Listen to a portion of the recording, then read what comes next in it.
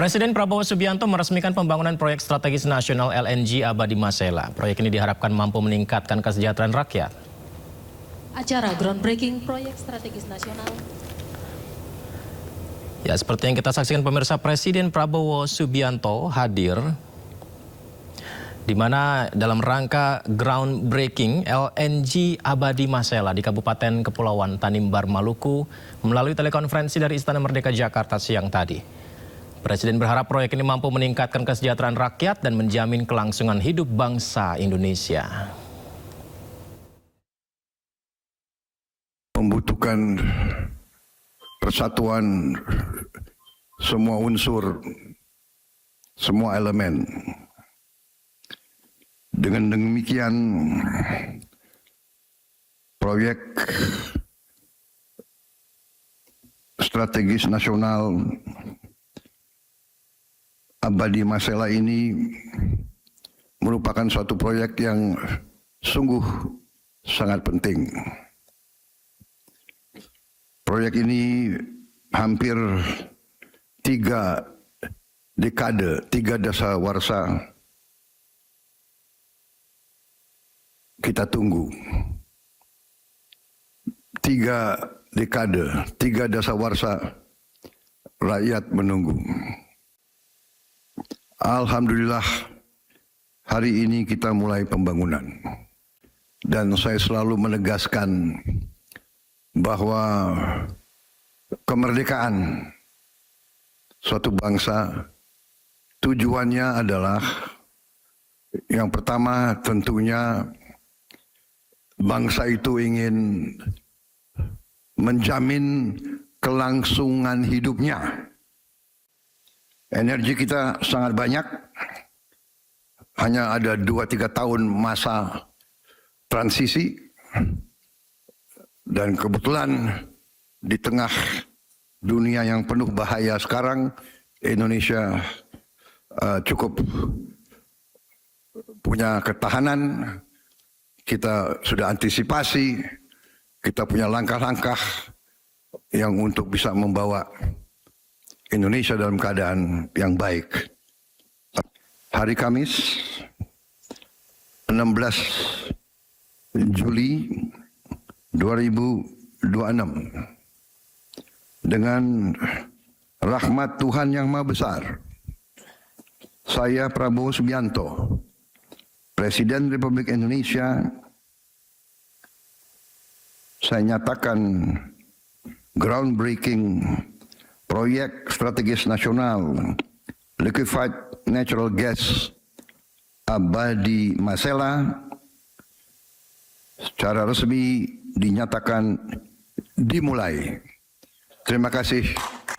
Wassalamualaikum. Ya, proyek kilang gas darat atau onshore LNG Abadi Masela menjadi tonggak baru bagi proyek energi nasional yang telah dikembangkan selama hampir 3 dekade sejak tahun 1998. Proyek strategis nasional sektor energi ini menelan investasi sebesar 20,9 miliar dolar Amerika atau sekitar 355 triliun rupiah.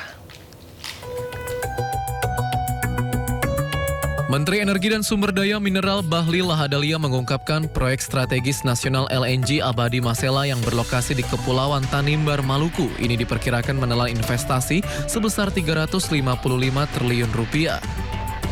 Kilang lapangan Abadi Masela ini juga diperkirakan memiliki cadangan gas sebesar 6,97 triliun kaki kubik atau TCF. Setelah beroperasi, proyek ini ditargetkan memproduksi 9,5 juta ton LNG per tahun, menyalurkan 150 juta standar kaki kubik gas per hari untuk kebutuhan domestik melalui pipa serta menghasilkan 35.000 barel kondensat per hari. Bahlil menegaskan pembangunan proyek strategis nasional ini akan meningkatkan produksi energi nasional sekaligus mempercepat hilirisasi sumber daya alam serta pemerataan pembangunan hingga Indonesia Timur. Proyek Abadi Masela diproyeksikan memberikan manfaat ekonomi dan fiskal yang signifikan. Antara lain, meningkatkan penerimaan negara dengan proyeksi pendapatan langsung sekitar 37,8 miliar US dollar serta kontribusi pajak tidak langsung sekitar 6,43 miliar selama masa konstruksi dan operasi.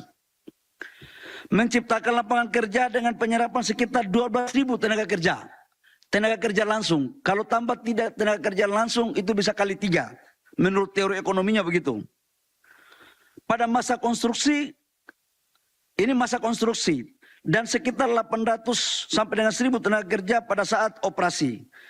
Di mana kami telah bersepakat dengan Pak Weda tadi, bahwa kita akan memprioritaskan masyarakat yang ada di wilayah Tier 1 dulu.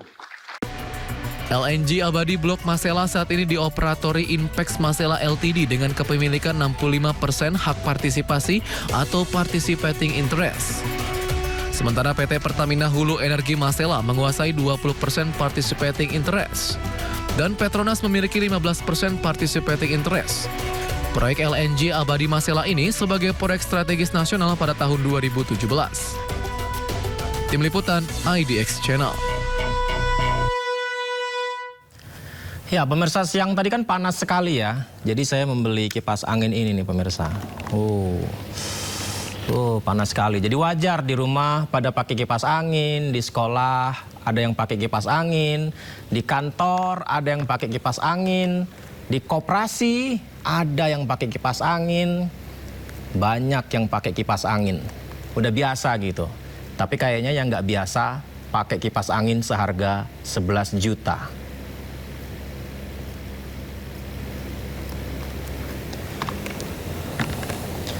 Ya, pemirsa, sedang ramai dikomentari netizen terkait adanya kabar pengadaan 1,8 juta unit kipas angin dengan anggaran mencapai 1,8 triliun rupiah. Polemik dugaan pengadaan 1,8 juta unit kipas angin untuk koperasi Desa Merah Putih dengan nilai 1,8 triliun rupiah memantik perhatian dalam rapat kerja Komisi 6 DPR RI bersama Kementerian Koperasi. Dalam penjelasannya, Menteri Koperasi Ferry Juliantono menyebut kipas yang disebut bukan kipas rumah tangga, melainkan kipas Imatsu dengan harga 11 jutaan rupiah. Jawaban ini menjawab pertanyaan anggota Komisi 6 DPR Mufti Anam terkait kipas angin seperti apa yang harganya sangat mahal karena laporan ini membuat heboh masyarakat. Ini rakyat sedang dihebohkan dengan isu adanya pengadaan kipas angin 1,8 juta, Pak. Yang nilainya 1,8 triliun, Pak. Lalu kemudian dari isu ini kami coba mencari informasi, tapi kami tidak dapat satu informasi pun dari pemerintah adanya pengadaan ini. Kami juga mencari informasi ke pihak-pihak terkait juga tidak berani jawab. Maka pada kesempatan ini kami ingin tanya kepada Pak Menteri, isu soal pengadaan 1,8 juta kipas angin dengan anggaran 1,8 triliun itu betul tidak, Pak? Nah, maka pertanyaannya, kalau memang pengadaan ini betul, Pak Menteri, itu kipas anginnya mereknya apa? Spesifikasinya apa? Dan kemudian dibelinya di mana, Pak Menteri? Kipas angin ini saya nggak tahu. Ini karena pengadaannya bukan di kami, Pak. Tapi rasanya angka yang ada itu kalau bentuk kipas anginnya yang model ada di Imatsu MDF itu harganya di Shopee ini 11 juta. Ya, yang jelas kipas angin ini nggak mungkin sampai 11 juta, ini cuma berapa puluh ribu gitu ya. Sementara itu pemirsa, Menteri Koordinator Bidang Pangan Zulkifli Hasan menegaskan Koperasi Desa Merah Putih akan menjadi penyalur bantuan pemerintah sekaligus penyerap hasil pertanian masyarakat melalui skema off-taker. Program ini ditargetkan dapat memperkuat ekonomi desa dengan puluhan ribu koperasi yang segera beroperasi di seluruh Indonesia.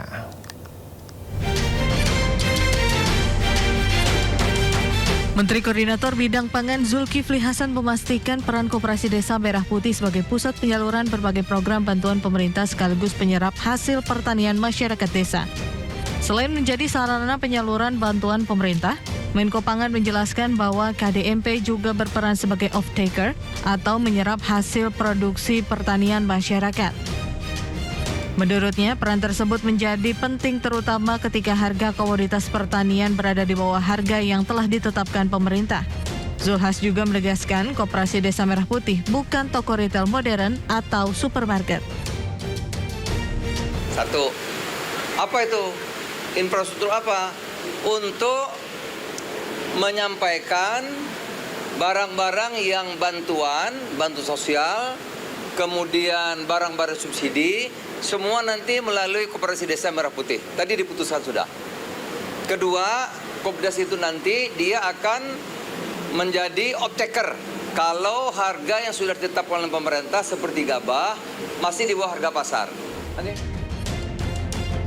Pemerintah tengah mempercepat realisasi program Koperasi Desa Merah Putih sebagai pilar ekonomi kerakyatan dan penyalur bantuan atau barang subsidi. Sebanyak 83.000 badan hukum telah rampung dengan target belasan hingga puluhan ribu unit bersiap beroperasi di seluruh Indonesia. Menteri Pekerjaan Umum Dodi Hanggodo membuka sayembara berhadiah umroh gratis sekeluarga. Hadiah diberikan kepada siapapun yang bisa membuktikan bahwa Komisaris PT PP Aisyah Zakiyah adalah keponakannya.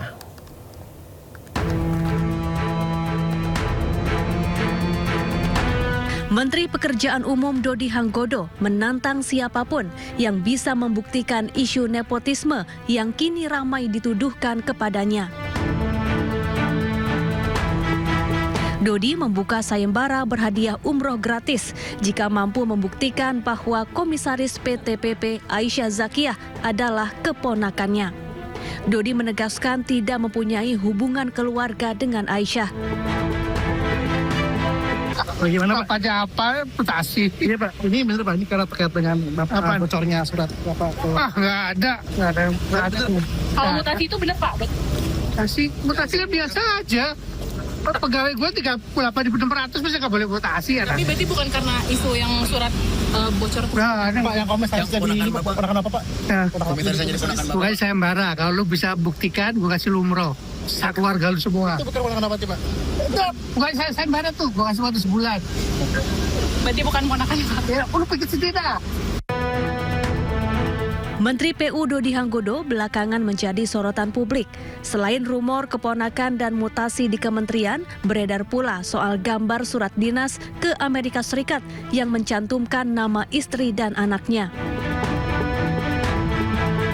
Dodi mengaku batal mengunjungi Amerika Serikat dan lebih memilih meninjau jembatan Enang-Enang di Bener Meriah, Aceh. Pihak Kementerian PU pun memastikan surat yang beredar di publik sebagai syarat kelengkapan visa.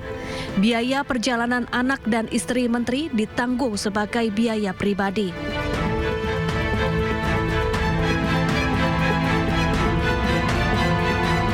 Saat ini Kemen PU masih mencari pihak yang membocorkan berkas perjalanan dinas yang beredar di media sosial. Tim Liputan iNews melaporkan. Ya, masih tentang Menteri PU Dodi Hanggodo yang belakangan menjadi sorotan publik. Selain rumor keponakan dan mutasi di kementeriannya, juga beredar soal gambar surat dinas ke Amerika Serikat yang mencantumkan nama istri dan anak.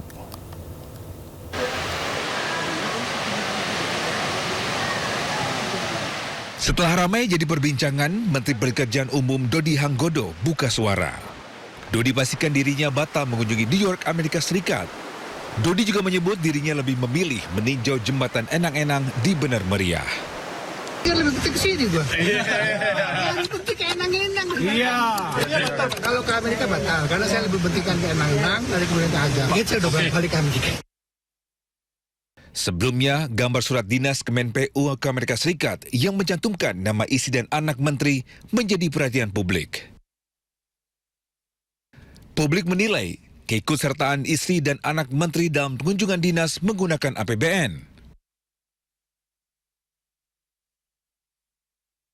Namun, Kementerian PU memastikan surat yang beredar di publik sebagai syarat kelengkapan visa. Selain itu, biaya perjalanan anak dan istri menteri ditanggung sebagai biaya pribadi.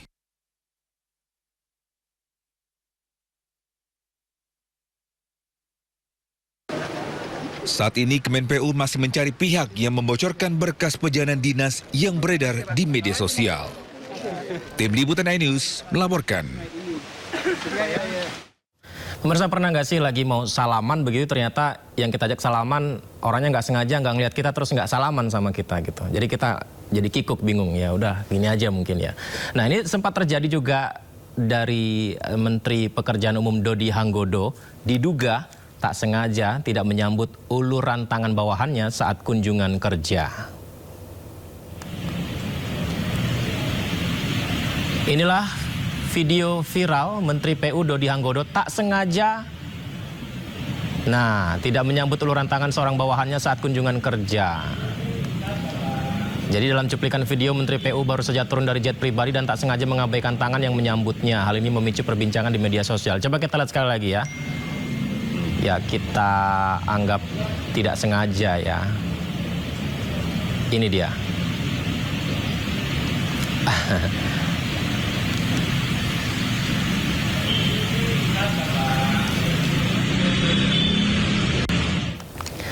Pemirsa, kita akan informasi lainnya. Terdakwa Tifauzia Tiasuma alias Dr. Tifa hari ini kembali menjalani sidang kasus ijazah Jokowi di Pengadilan Negeri Jakarta Timur. Agenda persidangan adalah eksepsi atau tanggapan oleh jaksa penuntut umum. Pembacaan eksepsi ini merupakan tanggapan nota keberatan dari Dr. Tifa yang dibacakan pada persidangan sebelumnya. Dr. Tifa mengajukan eksepsi terhadap surat dakwaan yang dibacakan JPU yang menilai objek dakwaan terhadap dirinya dan Roy Suryo keliru. Terkait hal ini, jaksa minta agar majelis hakim menolak seluruh pembelaan Dr. Tifa.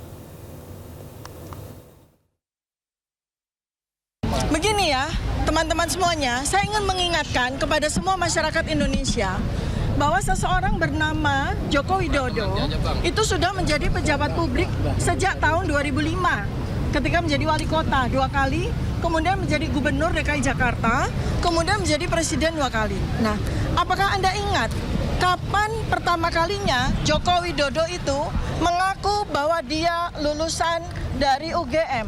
Itu tahun 2017. Jadi pada waktu beliau itu menjadi wali kota, tidak pernah ada satu kata pun yang menyatakan beliau adalah lulusan UGM, ya. Dan kemudian tidak ada cerita ada pernah reuni, tidak pernah ada cerita membawa teman-temannya ke Balai Kota Loji Gandrung Solo, ya. Termasuk juga ketika beliau menjadi gubernur 2 tahun. Tidak pernah ada cerita beliau bikin reuni dan sebagainya. Baru pertama kali kita tahu dari acara reuni tahun 2017 UGM itu ketika seorang bernama Bambang Tri yang membuka kunci kotak Pandora itu dihukum 5,5 tahun di tahun 2016. Nah, sejak itu peristiwa ini bergulir. Nah, jadi ya saya ingin sampaikan ya bahwa yang bersangkutan itu ya di luar dari perkara yang kemudian dia laporkan, beliau tidak pernah ya, sungguh pun sudah menjadi pejabat publik selama 10 tahun, tidak pernah mengakui lulusan UGM, tidak pernah datang ke UGM, dan tidak pernah diundang oleh UGM. Itu adalah sebuah ketidaklaziman pada kampus kami UGM. Karena kampus UGM, kampus saya, itu sangat bangga dengan lulusan-lulusannya yang berhasil atau dianggap berhasil. Apalagi ini pejabat publik, apalagi ini adalah wali kota, gubernur, apalagi bahkan presiden. Tapi UGM sama sekali tidak pernah mengundang secara formal, secara resmi.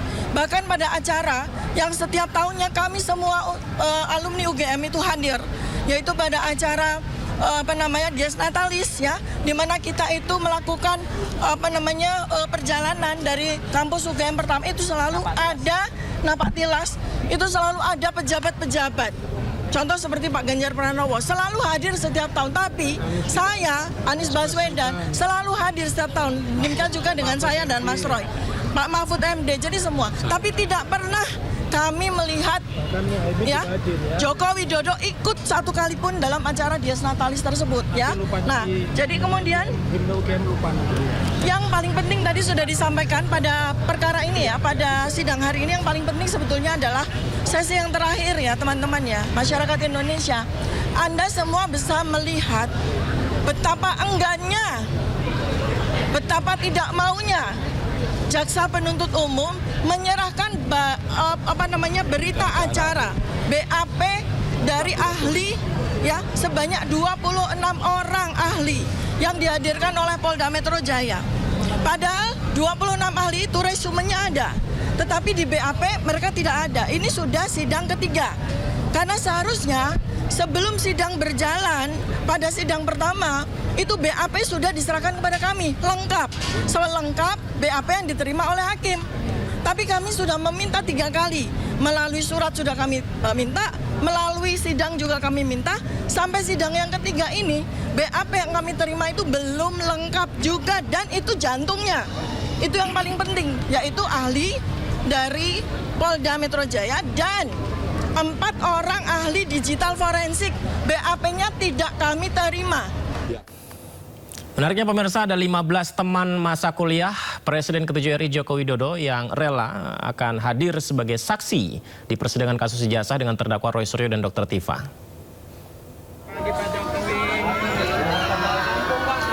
Jadi 15 teman Pak Jokowi bersedia jadi saksi. Hal ini diungkapkan Ketua Umum Peradi Bersatu Adi Darmawan saat menyambangi kediaman Presiden ke-7 RI Joko Widodo di kawasan Sumber Solo, Jawa Tengah. Jadi dikatakan bahwa saksi-saksi yang akan dihadirkan adalah rekan satu angkatan, rekan satu fakultas, rekan satu kelas saat Joko Widodo kuliah di UGM. Ade menambahkan para saksi yang akan hadir bukan merupakan perintah, tapi inisiatif sendiri dari teman-teman Pak Jokowi.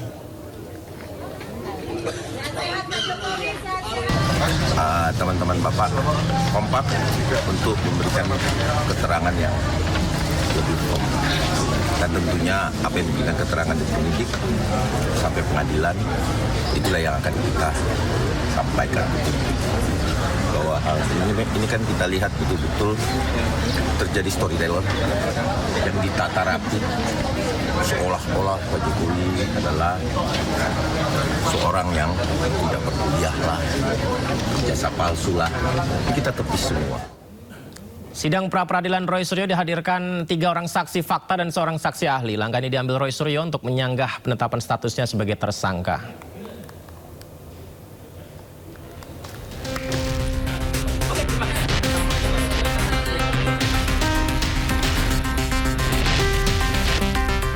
Sidang pra-peradilan kedua Roy Suryo memasuki agenda pembuktian Selasa siang. Roy Suryo menghadirkan 3 orang saksi fakta dan seorang saksi ahli. Langkah ini diambil Roy Suryo dan kuasa hukumnya untuk menyanggah penetapan status tersangkanya yang menggunakan pasal 32 Undang-Undang ITE. Roy Suryo dan kuasa hukum menilai penyidik Polda Metro Jaya tidak memiliki 2 alat bukti untuk menjerat Roy dengan pasal tersebut. Itu adalah upaya kami, upaya kuasa hukum untuk menghadirkan saksi-saksi yang fair. Jadi tidak hanya ada saksi yang seperti sekarang sudah sering ketemu. Saya sudah lama nggak ketemu Krisnamurti. Keterlibatannya dengan ijazah palsu itu apa? Enggak, karena dia tuh dipanggil oleh Polda Metro Jaya. Sementara saksi ahli dihadirkan untuk membedah konstruksi perkara dari sudut pandang ahli. Jadi kalau perbuatan Mas Roy ini adalah dikatakan mencuri, ya, tapi jangan dia harus ada bukti-bukti itu yang mencuri. Jangan dia buktinya cuma mencemarkan nama baik, ya kan? Atau dikenakan pasal pembunuhan, bukti-buktinya tidak ada yang melihat dia membunuh. Tidak ada bukti-bukti, misalnya pisau, parang dan sebagainya, itu yang saya jelaskan. Sidang pra-peradilan ini fokus Roy Suryo dan kuasa hukum untuk menguji apakah unsur dalam pasal 32 Undang-Undang ITE terpenuhi dalam penetapan tersangka, apalagi terkait dengan tindakan merusak, menghilangkan atau mengubah dokumen elektronik orang lain. Dari Jakarta, tim liputan iNews melaporkan.